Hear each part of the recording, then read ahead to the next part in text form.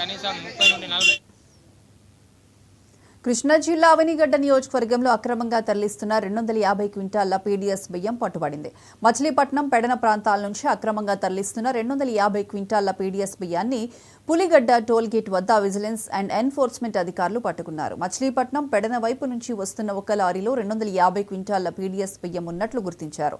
రెండవ లారీలో సీఎంఆర్ బియ్యం ఉన్నాయని, వాటిని ఒంగోలు పంపుతున్నట్లు ట్రక్ షీట్లో ఉంది. దీనిపై విచారణ నిర్వహిస్తున్నట్లు పీడీఎస్ డీటీ కాసింబాబు తెలిపారు. పట్టుకున్న 2 లారీలను అవనిగడ్డ తహసీల్దార్ కార్యాలయంకు తరలించి బియ్యం శాంపిళ్లు తీసుకుంటున్నారు.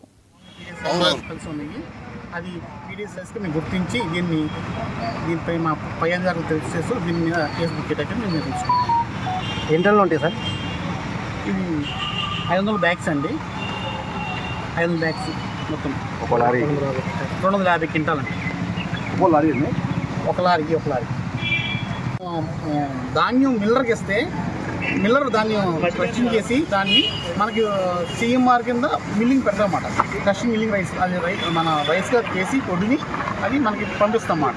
గోడం బఫర్ గోడం దానికి ఒంగోలుకి గాను వాళ్ళకి ఆన్లైన్లో చూపించారన్నమాట. అది నేను డిఎం సివిల్ సప్లైస్లో ఇది చూసే స్వామి గారిని మేము ఉదయం మన డిఎస్ఓ గారికి నెక్స్ట్ అలాగే మా ఈ